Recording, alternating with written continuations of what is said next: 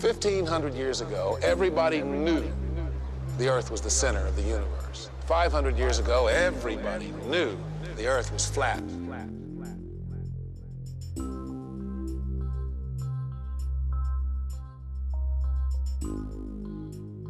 Hey there, Flat Earth researchers and debaters. This is ODD, and this is a follow-up to my video entitled True World, which is a 30-minute rundown of the Flat Earth phenomenon. The response to that video is incredible. I can't even keep up with the comments. Every other second I hear, "Dude, look at the moon. That proves we're on a sphere." "My dad is an airline pilot. This theory is garbage."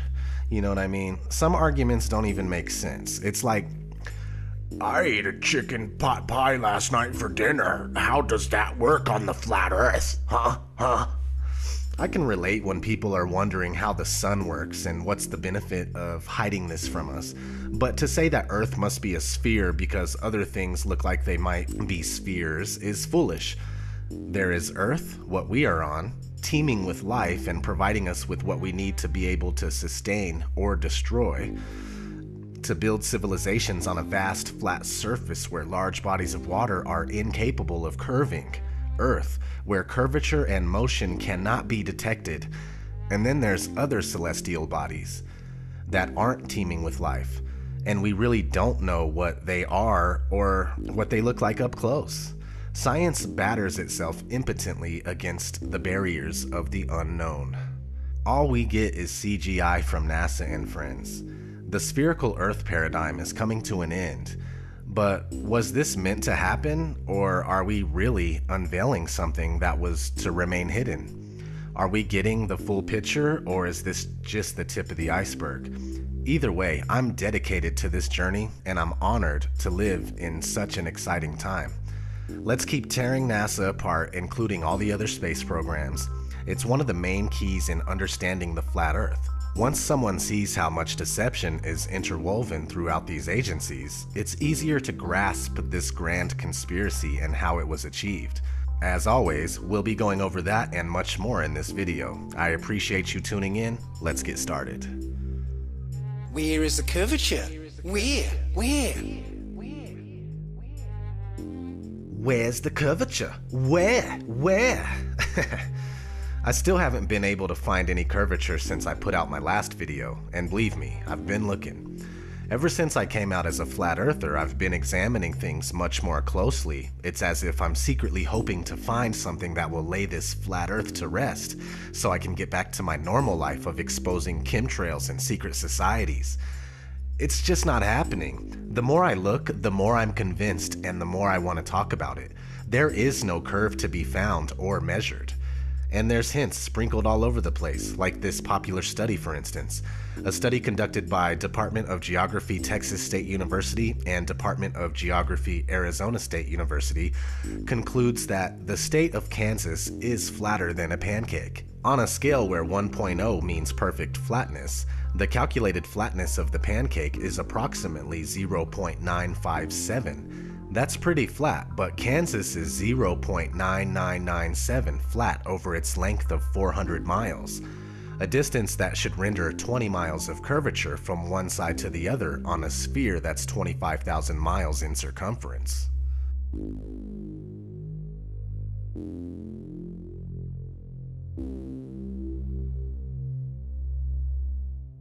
And I've seen plenty of stuff at between 100,000 and 130,000 feet that's flat as a pancake.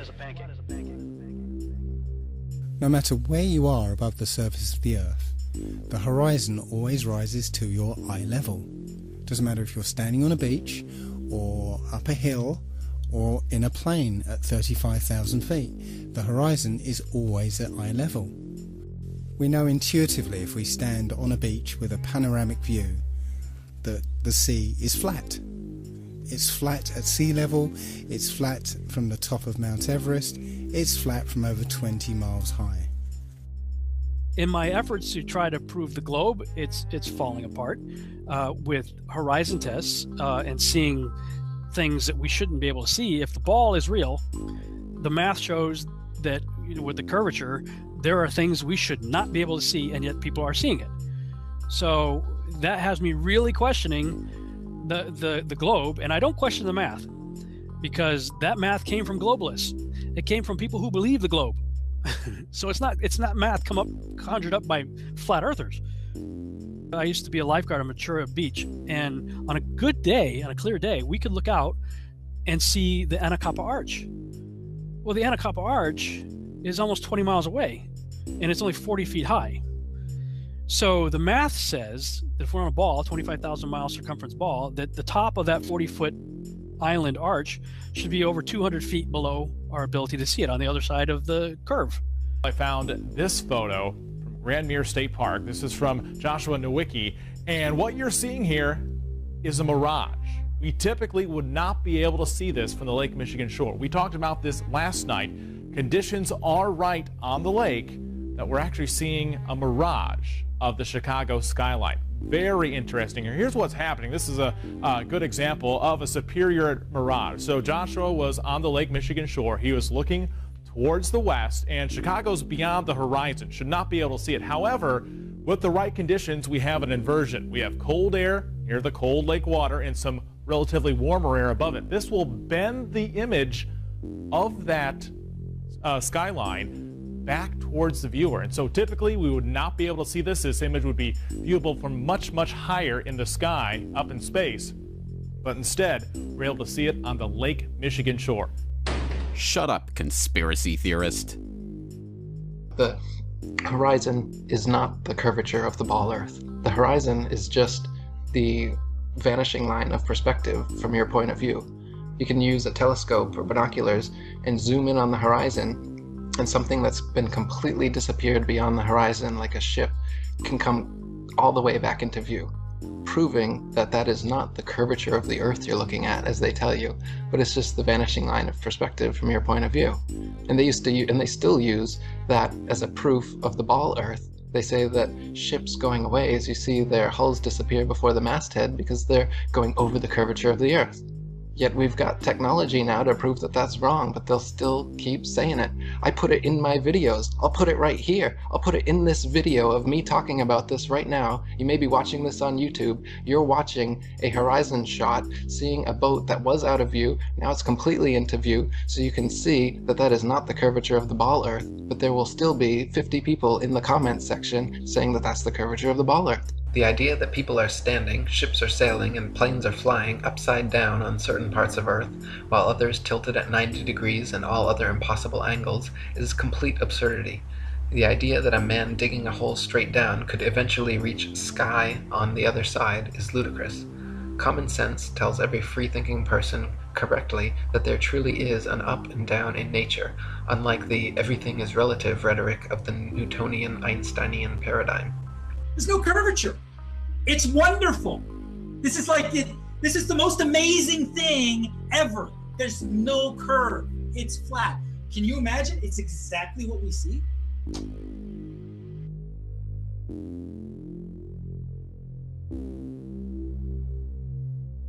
I cannot express this enough, but NASA is just not giving us the truth about what they know. This is crucial to understand. Forget about the flat Earth for a minute if you have to. Focus on NASA and research them for a few days or for a few weeks. If you can't tell that you're being deceived, then I'm afraid that there is no use for you in this cause anyway. Check out this NASA document describing a flat, motionless Earth. So I came across this paper. It's an official NASA document published in August 1988 called The Derivation and Definition of a Linear Aircraft Model. And it's jam-packed full of mathematic equations, formulas, and all sorts of other stuff that describe a linear aircraft model. What I found interesting was on page 35 it says this: concluding remarks. This report derives and defines a set of linearized system matrices for a rigid aircraft of constant mass flying in a stationary atmosphere over a flat, non-rotating Earth. I'll put a link to this in the description. The other thing I'd like to mention at this point is how easily we can be fooled by two-dimensional imagery. We've been trained and conditioned to suspend disbelief when we see certain two-dimensional imagery, such as photographs. You know, a photograph is not reality. It's a photograph. and photographs can be altered and manipulated. Video is not reality. And here's some examples of that. Point is, you can't automatically trust any two-dimensional imagery or media that's presented to you by the establishment. When you try and search for a picture of Earth from space, you'll find surprisingly few of them. In fact, all of them, including this one, this is from NASA, it's called the Big Blue Marble. All of them are composites. NASA will freely admit to them being composite images or CGI or Photoshop. It is Photoshopped, but it's has to be. Even the one image that is claimed to be an actual photograph of Earth from space is called into question, simply because of a film that was released accidentally by NASA of Apollo 11 faking the very first picture of Earth from space. So let's have a look at that video. An old reel received by mistake. It contains the raw or unedited footage of the crew of Apollo 11, Michael Collins, Edwin Aldrin Jr. and Neil Armstrong, staging part of their mission for nearly an hour in living color, with exceptionally clear behind-the-scenes audio of conversations discussing the techniques used to achieve a disingenuous picture depicting the Earth at a distance, in order to falsely demonstrate their far journey from it and their ability to survive passing through the Van Allen radiation belts. It cannot be misconstrued that this staging was done for some other reason, for the reel itself is slated and dated July 18th, 19th and 20th, 1969, the very days of the mission when they were said to be approaching and achieving lunar orbit. Understand, too, that only about 20 seconds of this raw footage was ever broadcast to the public, and these conversations discussing their deception were believed to be private. Until now. Here they discuss that these television transmissions were in fact not broadcast live as everyone believed. They were first screened and edited for playback later. Roger, Neil. We just wanted a narrative such that we can, when we get to playback, we can sort of correlate. Here they discuss the fact that they have turned out the lights and have blocked out sunlight from entering the spacecraft through the other windows, as to not cause any reflected light to fall onto the spacecraft's wall in the foreground. Okay, very good. Well, we shut out the sun coming in some of the other windows into the spacecraft, so it's looking through the number one window, and there isn't any reflected light. The reason this was done is so that the truth of the matter would not be revealed. The best example of space shuttle fakery is the Challenger disaster. In 1986, the shuttle Challenger exploded about 74 seconds after takeoff, killing all 7 astronauts inside. Or did it? It turns out that 6 of the 7 are still alive and kicking today. Ellison Onizuka claims to be his identical twin brother Claude. Yeah, I've got an identical twin brother Claude too. The Challenger pilot Mickey Smith hasn't even bothered changing his name. He's now Professor Michael J. Smith of University of Wisconsin. Now, Krista McAuliffe was a bit of a sneaky one. She was the Challenger payload specialist, quite famous for being a teacher. It turns out during her astronaut days she was using her middle name, Krista, and now she goes by her first name, Sharon, and she's a Syracuse law professor. The Challenger commander, Francis Richard Scobie, is now Dick Scobie, which sounds like a rather unpleasant disease, CEO of Cows in Trees Limited. Judith Resnick, the Challenger mission specialist, again hasn't even bothered changing her name. She's a professor at Yale Law. And finally, Ronald McNair, another Challenger mission specialist, claims to be his identical twin brother, Carl McNair. What are the odds? What most people don't realise is that all the characters in this story are all actors in the same club. As George Carlin put it. Evidence that is coming from primarily NASA, the government, and the military. 3 organizations that have proven to be completely untrustworthy on numerous counts. If we were to put them on trial, they would all be guilty of being pathological liars. All you have to do is lie on your back on a moonless night and look around carefully. Yeah, occasionally you'll see something that looks kind of like a star, but it's moving. It's moving a little fast too, and that's actually a satellite. Now, I do accept that you can look up into the night sky and see what we're told are satellites. I've done it myself. I've seen bright lights moving across the sky, but I have no idea what those things are. In this video, you can see several large, bright objects. However, none of them appear on any satellite tracking applications. When you look up at a jet airliner flying at 35,000 feet, you can only see it as a small dot. So how is it if something the size of a jumbo jet is rendered as a small dot at about 5 to 7 miles up, that you can see a satellite which is the size of between a car and a school bus at 100 miles away? You just wouldn't see it.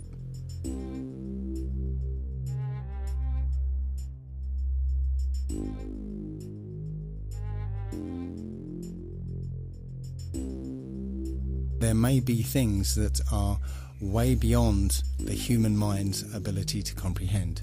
I won't even go into stars here. Stars are still 100% a mystery. All we know is that they say that they are trillions of miles away. That's for you to believe or to not believe. But planets, okay, we can see them independently. They look like luminous objects in the distance. But without NASA CGI photos where shading is added, they can't be confirmed as spheres. Through my telescope, they don't appear to have life or livable terra firma. We simply don't know what they are, but they appear to just circle around us and have something to do with the mechanics of this reality. Just because something looks like a circle doesn't make something else a ball or an oblate spheroid.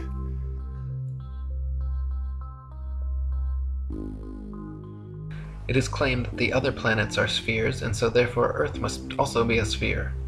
Firstly, Earth is a plane, not a planet, so the shape of these planets in the sky have no bearing on the shape of the Earth beneath our feet. Secondly, these planets have been known for thousands of years around the world as wandering stars, since they differ from the other fixed stars in their relative motions only.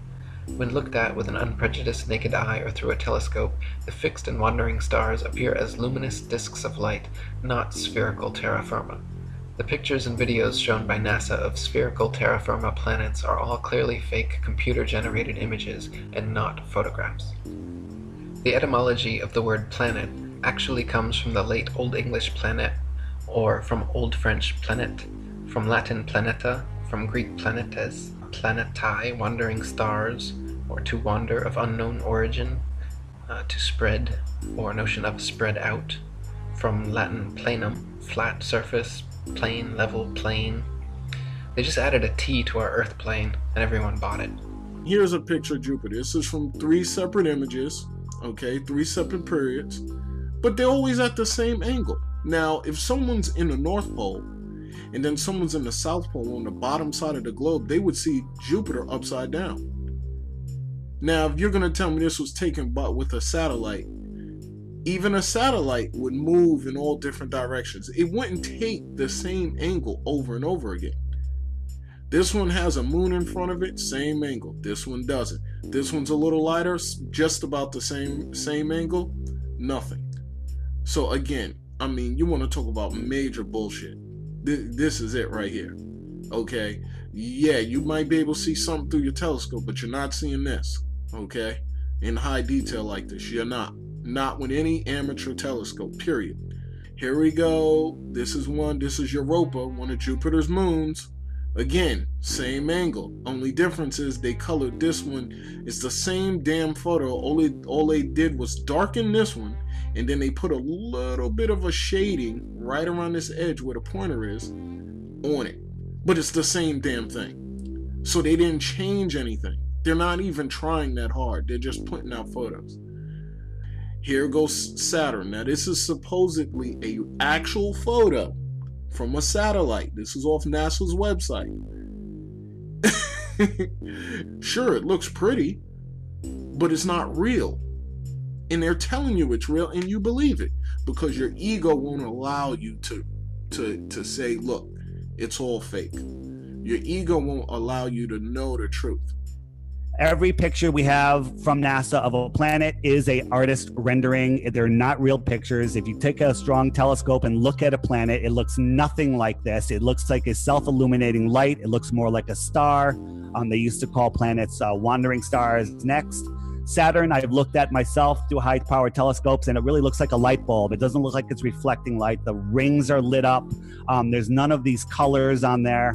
And these are just artist renderings. And if you believe that they're real, you're just sadly mistaken. Next, we recently had Pluto, pictures of Pluto. The one kind of center bottom is the most recent one. And that was taken by a probe that was whizzing by Pluto. Pluto's spinning. There's barely any light out there. And it gets this perfect, brightly lit, crisp, clear image of Pluto and transmits it all the way back to Earth, where we can barely get cell phone signals, when you go out of town. Go to the next one.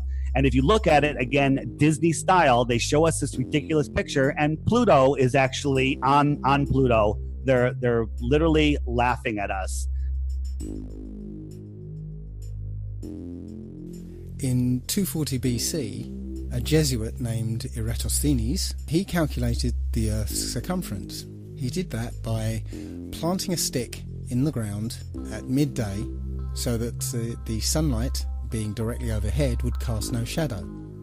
Simultaneously, about 400 miles away, somebody else planted the stick in the same way and found that the sunlight cast a shadow.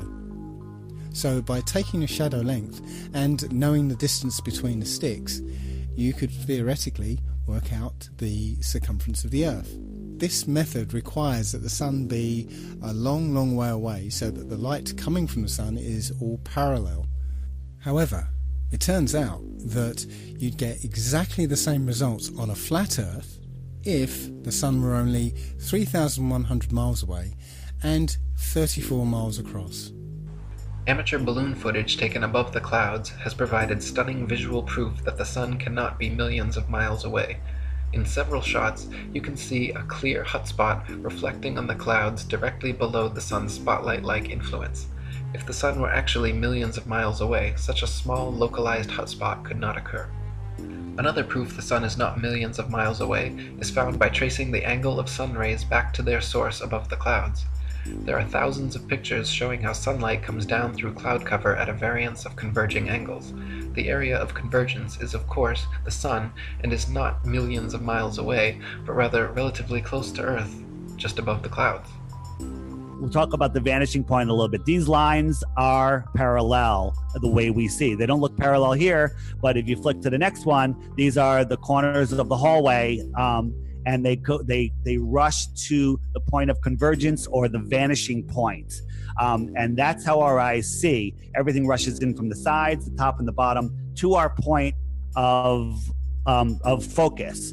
And that's the vanishing point. The sky has no bumps on it. The sky is smooth, but the Earth has bumps on it. It has mountains, it has trees, it has cars, people, waves. Anything that comes across the flat plane that even rises up a little bit will create a false horizon in front of that vanishing point. So if you look at the light on the ceiling and imagine that's the sun, the sun's not getting any closer to the floor, but it is going down. And if you had some bumps in the hallway or some people standing down the hallway, the sun would disappear. That light would disappear behind their heads from the bottom up, just like we observed on this plane.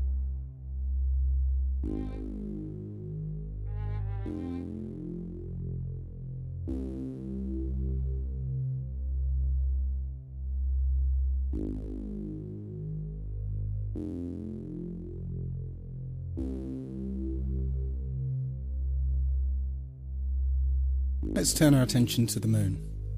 Many of us have seen the moon appear full at various times throughout the day, as in this picture. But how can that happen?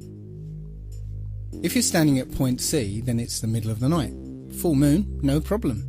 And if you're standing at point A, it's early in the morning. Certainly if you stare back at the moon in the night sky, then yes, you can see a full moon.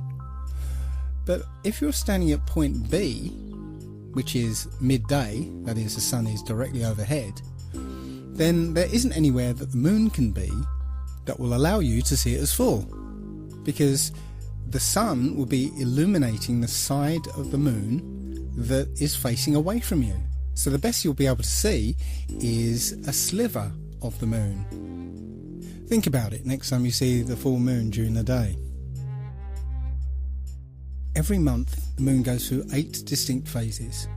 Always the same 8, always the same order. Supposedly because of a relationship between the position of the moon relative to the position of the Earth and the Sun. So let's say it's December, and throughout the month we see the normal 8 phases of the moon. But what happens when it's June and the Earth is supposedly on the other side of the Sun? Shouldn't the phases be reversed? That's not what we see. We see the same 8 phases in the same order. At night, the craters, or the dark spots I like to call them, are black because it's in our sky and there's black sky behind it. Next, if you look at the full moon during the day, those spots are now blue because we are seeing through whatever the moon is. And to prove that, go to the next one. We have a crescent moon, and behind the moon was a planet. And when you zoom in, you can see the planet through the moon. And this shot was proven that there was a planet in that position and you could see it behind the moon. And there's many people that have photographed this. Now, people in the north, when they're looking at the moon, they are looking at the moon in this direction. And this, of course, this moon is oversized, so it's much bigger than what it really would be on this map. But the people in the south, they are looking to the north at the moon. So what they see is the opposite of what the north sees, and that's why for the south it's upside down from the north, and it's as simple as that.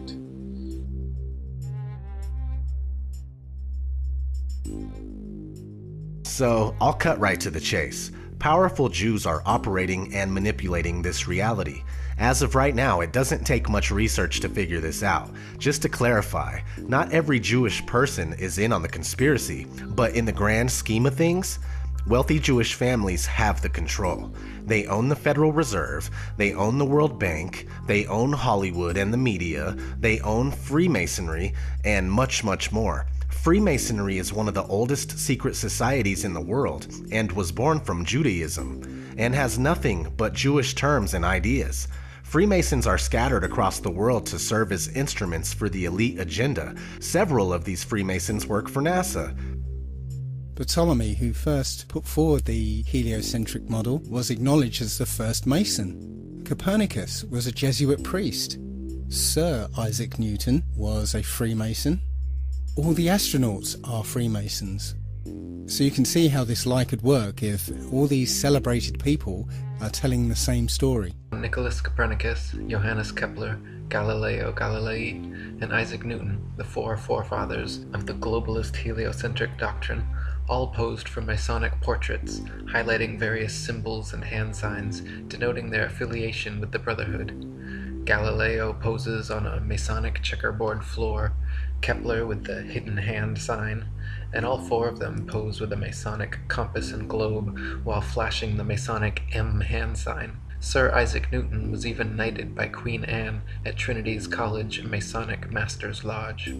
An inordinate number of NASA astronauts, the current propagators of the globalist heliocentric doctrine, are or were admitted Freemasons as well. John Glenn, 2-time U.S. Senator and one of NASA's first astronauts, is a known Mason. Buzz Aldrin Jr., the second man to lie about walking on the moon, is an admitted ring-wearing, hand-sign-flashing 33rd degree Mason from Montclair Lodge, number 144 in New Jersey. Edgar Mitchell, another supposed moonwalker aboard Apollo 14, is an Order of Demolay Mason at Artesta Lodge number 29 in New Mexico. James Irwin of Apollo 15, the last man to lie about walking on the moon, was a Tejon Lodge number 104 member in Colorado Springs. Don Eisel on Apollo 7 was a member of the Luther B. Turner Lodge number 732 in Ohio. Gordon Cooper aboard Mercury 9 and Gemini 5 was a Master Mason in Carbondale Lodge number 82 in Colorado.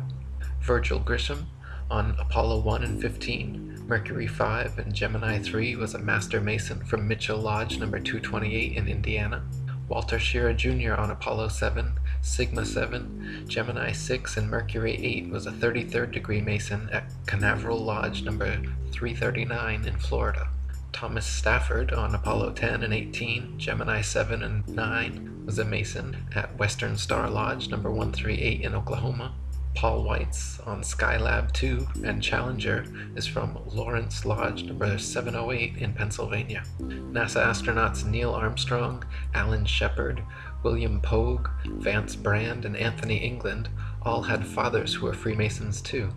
The amount of astronauts known to be Freemasons or from Freemasonic families is astonishing. It is likely that more astronauts and people of key importance in NASA are affiliated with the Brotherhood as well, but not so open about their membership.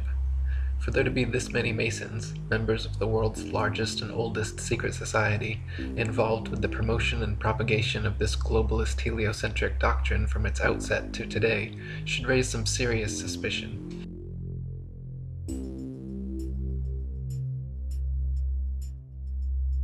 I'm still surprised how often I see the globe in corporate logos, almost every piece of media I look at, including commercials, magazines, and music videos, and album covers. I mean, it's a lot. And the rest of us describe a ball Earth as where we live because we don't know any better.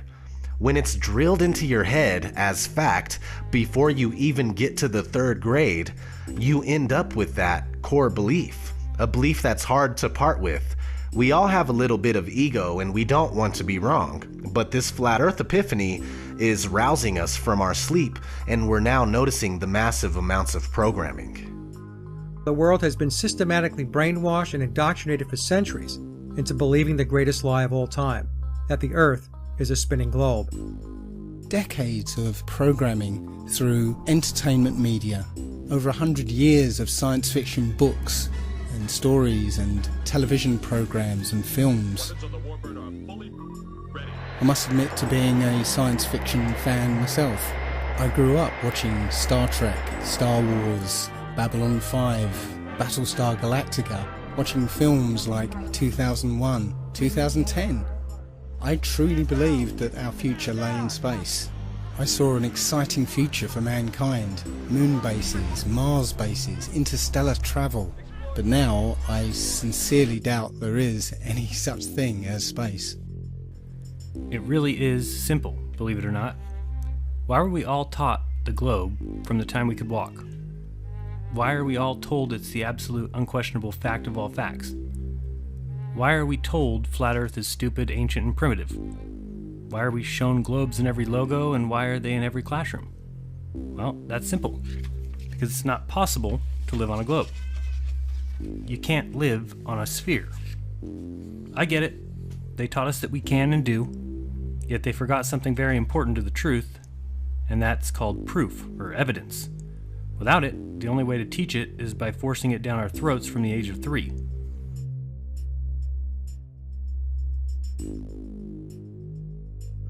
It's simple. Because worldwide governments and agencies trying to falsify where you live in your mind is the epitome of mind control. Think about it.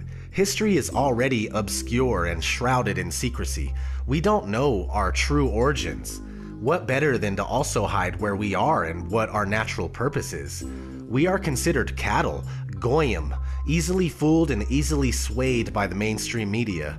Our society is engineered, and the ideas that we think are our own are actually pre-manufactured by entities such as the Tavistock Institute, and then it's seeded into our minds through movies, TV shows, and music. When one doesn't recognize this, they are essentially controlled in every way without even knowing it.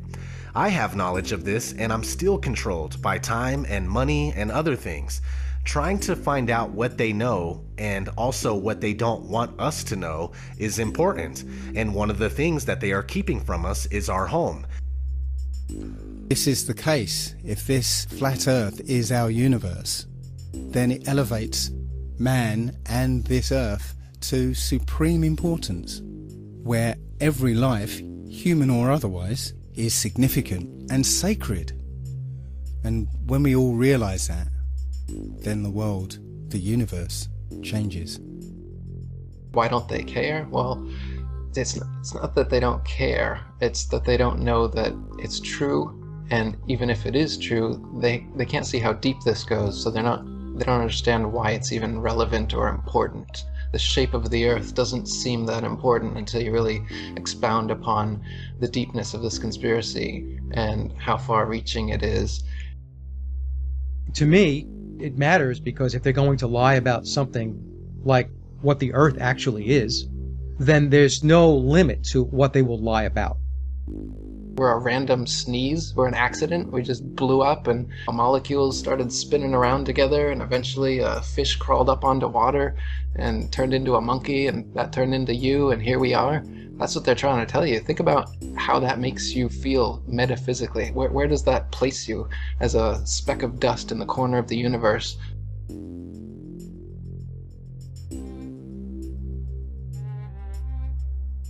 You can see the Earth is flat, you can feel the Earth is stationary, but according to the gospel of modern astronomy, you are wrong and a simpleton worthy of endless ridicule if you dare to trust your own eyes and experience. As much as people like to ridicule it and laugh about it and claim like there's no proof for it, when you really start digging into it, not only will you find reams and reams of proof and evidence for the flat Earth, you're going to find that there's no evidence whatsoever for the spinning ball Earth. The Earth is flat. The whole all the information about how the planet is a sphere is made up by NASA. It's a NASA conspiracy. They're just trying to find ways to get more funding, more money. But in reality, the Earth is flat, and the rim is completely closed off by this massive ice wall, kind of like in the Game of Thrones. Why do they believe this conspiracy? I don't understand what the point of it is. Do you see what I'm saying? I know. Like, what they is... are lunatics. Oh. And I think what it is that there is a certain group of people who have a psychological condition where they're paranoid about everything. Mm-hmm. And so this feeds into it. They're like, yes, I knew it. It is known that the Earth is flat. Well, so what's behind you? Behind me, there is a wall of ice that goes up to space. But why would there be a wall of ice if you're in Dothraki and you're in a Dothraki field? I am near the Dothraki Sea. Oh, is that right? Okay. It was a great pleasure, and thank you for saving us from falling off the Earth. The pleasure is mine. Okay. Once you start seeing past this illusion, and you accept that things aren't adding up, you also start to notice how this subject is heavily and unnecessarily ridiculed. It's the single most taboo topic in this day and age, yet the evidence for the flat Earth and the lack thereof for the spherical Earth have a different story that desires to be heard, and some people are hearing it. We're waking up and we don't care if you can't handle it. Others will handle it, and you'll be left with your pride and a flat Earth kernel in your brain driving you mad. Free yourself from this insanity, at least if you truly don't care. Focus your attention someplace else. There's no need to feed all of your energy into something that you thoroughly don't believe. We would love to have you on board, but we don't need you. You stay firmly put while the rest of us try to unlock the doors to the real knowledge. Prepare for the onslaught of NASA brainwashed zombies that are going to come your way, thinking that they know everything about the spinning ball they're living on.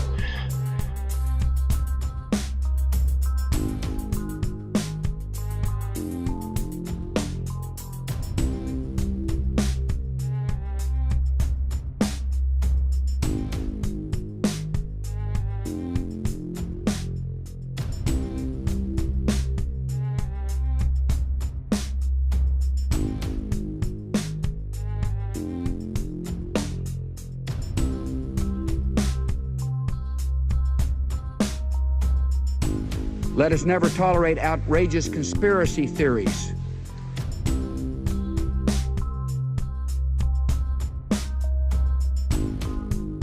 The world is flat, and it's a conspiracy of scientists and others who publish these pictures. The evidence is remarkable. People like me have not done our job.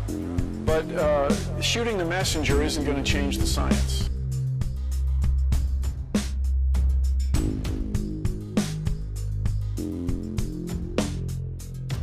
Don't give me the conspiracy bullshit. Come on, you're a more intelligent man than that. Come on. I mean, come on. Listen. There has never been a conspiracy. All that's left now is ad hominem attacks.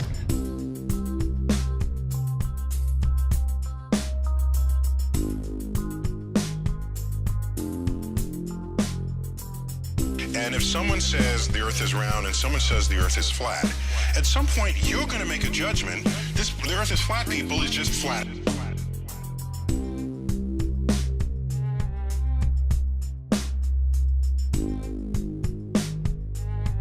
Everybody has the exact same response. We all have the same response. This is crazy. This is stupid. This is absurd. Why are you even thinking? What, you've lost your mind? We all have the same initial response. But for those who actually take one day to try to research this stuff for themselves, at the very least, they become hooked and have to spend another day and another day.